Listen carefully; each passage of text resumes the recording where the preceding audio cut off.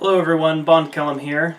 I've decided I'm going to start making a series. I'm not sure what I'm going to call it, but it's essentially the basics of starting and maintaining a fish tank. Now, I would make this all one video, but quite honestly the video would be like an hour long. So what I'm going to do is I'm going to do like weekly or bi-weekly installments. Bi-weekly meaning twice a week, not every other week in this case. Basically because, well, you don't really need all this advice at once because a lot of it doesn't apply till later down the road. But today's video is going to be about the absolute basics. You want to go out and buy a fish tank today, this is what you need to do today. Alright, so first off we're going to start with the tank size. So a good rule of thumb is 1 gallon per inch of fish. Now what this means is for each inch long that the fish is, you should have 1 gallon of water. There are a few exceptions to this. For example, the most common one, the goldfish. Goldfish require a very minimum of 10 gallons each, but 20 gallons each would be more preferred. A lot of people get like those little half-gallon or quarter-gallon bowls and put their goldfish in it. That is not going to work out. Your fish will end up dying very quickly. Yes, there are some people who've had their goldfish in a bowl for a year or more, but that is very uncommon and definitely not advised. Another common one is the betta fish. Now, the inch per gallon rule does apply to the betta fish, and most people just ignore it for the betta fish for some reason. For betta fish though, I would suggest at least at the very, very minimum a 2.5 gallon tank. Even more ideal, a 5 or 10 gallon tank would be better. There's a lot of websites and things that tell you that half a gallon or even a quarter of a gallon is okay for a betta fish, and it's not. Again, like the goldfish, it'll last a little while, but it eventually will die very prematurely. Even if it doesn't, then it'll be so stressed out that it'll lose its color and it won't be as active, so it won't even be that cool of a fish after a while. And I just want to stress this as much as I can. There are no fish that can live in a quarter gallon or half gallon fish bowl that is unfiltered. It's just not going to work in any situation. If you really want to keep a fish in a bowl, get a very small fish, or like little shrimps or something, and you want to have a filter running through it. It doesn't have to be a very big filter, it can be just a little small filter hanging on the side, or you can even get a canister filter and just have hoses running into it, which might look better. Which leads me on to the next thing. There's no one filter that will fit all tanks, and what I suggest is getting a filter that cycles the aquarium at least 2 to 4 times per hour. Now what I mean by this is it puts through as many gallons in 1 hour as your fish tank's capacity times 2 to 4. So for example, a 10-gallon fish tank, that would be 20 to 40 gallons an hour. You want to get a filter with a 20 to 40 gallon per hour rating on it. However, I've noticed that a lot of filters don't state that unless you buy it online and it's in the description somewhere. So if you just go to like PetSmart or something, they'll have filters that'll say ideal for 55-gallon tanks or ideal for 10-gallon tanks. And that would be fine. Just make sure not to undersize the filter. Like, don't get a 40-gallon per hour filter for a 55-gallon tank. That's way too small. So the next thing is gravel. How much should you get? I would say at least 1 inch and at most 3 inches in your fish tank. I found generally about 1 pound of gravel per gallon is about right. Right in that perfect range there. But with bigger tanks you may need to use less. For example, my 65-gallon fish tank. I only have 45 pounds of gravel in there and there's about 1.5 inches of it on the bottom. It's really easier than it sounds. Just buy a pound of gravel for each gallon that your fish tank is, pour it in there until it's about 1.5 inches or 2 inches, and then take back what you don't use. And now moving on to food.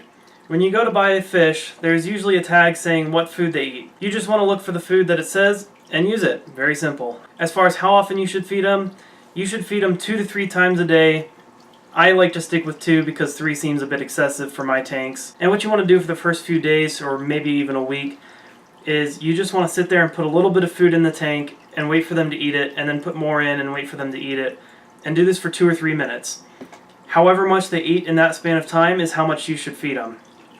Now after like a week or so of doing this, you'll start to get a feel for how much they eat, and you can just put it all in at once and they'll eat it, and that's fine. But you definitely don't want to overfeed your fish. That is the #1 reason why fish die, is because their owners overfeed them. Don't give in to that sad look on their face when they've already been fed 20 times today. Now we're going to talk about lighting. For planted aquariums, I suggest 2 to 5 watts equivalent of lighting per gallon. Now what do I mean by this? You want to look at the wattage equivalent rating on fluorescent and LED bulbs, and just the wattage rating on incandescent bulbs. If you have a big fish tank like mine, I definitely suggest going with LEDs. Now 2 to 5 watts equivalent, you want to look at the equivalent wattage, not the actual wattage. Usually there will be like 75 watts or 100 watts on the LED package, and that's the equivalent wattage, you don't want to go with the 14, 15 watts that's the actual wattage, because then you will definitely have an algae problem. So as long as you stick with an equivalent wattage for LED and fluorescent lights and actual wattage for incandescent lights, 2 to 5 watts per gallon is about right there in the sweet spot. Now moving on to the nitrogen cycle, and in my opinion this is the very hardest step of fish keeping. If you follow the instructions well, it shouldn't be a problem and it shouldn't be that hard to do, but it can be time consuming and it will take a lot of time out of your day for the first couple weeks that you have a fish tank. If you can wait a few weeks, then I definitely suggest getting your tank set up, not buying any fish yet, and just putting a scoop of food into the fish tank. What this does is as the food decomposes, it releases ammonia, which is what fish put off, and starts the bacteria cycle going. Now it'll go through a couple stages. At first the water will be clear, and like a couple days to a week into it, it'll turn really, really cloudy, and that's fine. What that is essentially just the bacterial bloom feeding on the ammonia, and that's a good sign. Now once the cloudiness goes away, you want to wait a week to put any fish in. This is just because there's usually a nitrite or nitrate spike right after that period. And there you go, you're all set. You didn't harm any fish in the process, and the process went along a lot faster. But if you buy fish and put them in right away, you definitely want to get some test strips. It's going to be a little more complicated with fish because you don't want to kill the fish that are in there. So first of all, they have bacteria in a bottle that you can buy that speeds along the process. I would advise buying some of that if you can afford it. It might make the process go a week faster, and definitely worth the money in my opinion if you want to invest in it. So after getting everything all set up, what you're going to want to do is you're going to want to change 20% of the water every other day for a week, testing the levels every day and seeing if the ammonia starts to go up. If the ammonia level does go up, I would suggest doing that every day instead of every other day, and if it's still going up after that even, then do a 50% water change and start over. So start back at the 20% every other day, testing it every day. Repeat this until the ammonia stops spiking, and then just keep changing the water 20% every other day for, I'd say, 2 weeks. Now the water will start to get foggy just like in the first scenario, and that's fine. Once the fogginess starts to go away, then you want to keep testing it and make sure that the nitrites and nitrate levels are okay and that the ammonia level is okay as well. Now you can pull back on the water changes and only do it like 20% every week or so at this point, as long as your ammonia, nitrates, and nitrites are all within check. If any of those levels start to rise, then I would do a 20% water change. You don't really need to unless that happens. This process should take 5 to 6 weeks. This isn't an official number, this is just based off of all the fish tanks that I've had and how long it took for each one of those. Alright, now we're going to move on to the heater, and the heater is not really an optional thing unless your room is always at like 80 degrees, in which case you don't need one, but most people don't keep their rooms that hot. Now for this you want to refer to the tag right next to the fish at the store again. It should tell you what temperature to keep them at.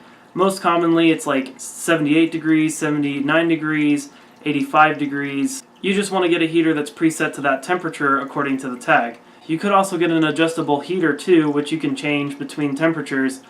Those tend to be a little bit more excessive though, and I don't recommend it unless you plan on taking the heater between different tanks, or it's for like a quarantine tank or a hospital tank where you're going to have different kinds of fish in it all the time. Usually a preset heater works perfectly fine. I do want to say I do not advise buying Aquarium heaters at all. Avoid them like the plague. I bought an Aquarium heater when I first started getting into fish keeping, and the first one that I owned exploded.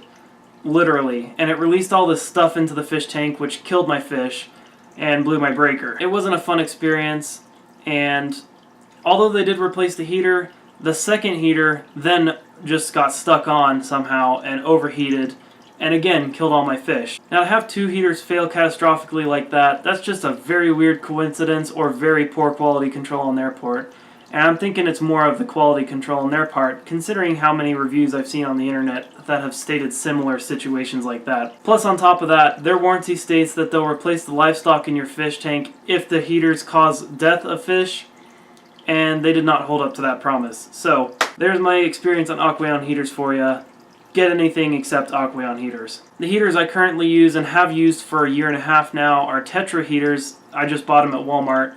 Cheaper than Aquarium, surprisingly. They work flawlessly, and I haven't had a single issue with any of those yet. Which leads me into the next one, Thermometer. You definitely want a thermometer just to make sure that the water temperature is within check. Not too high, not too low. And I definitely suggest getting a digital thermometer because they're way easier to read than those, I don't know what you call it, analog thermometers, I guess. The one with the little red mercury thing in the middle. Those can be hard to read sometimes, so I suggest getting a digital one. It costs about the same price. And I think I've covered everything that I want to cover in this video. If you have any questions, be sure to ask me down in the comments below and I may answer it in the next video. I wish you all good luck on starting your aquariums, and I will see you guys in next week's video.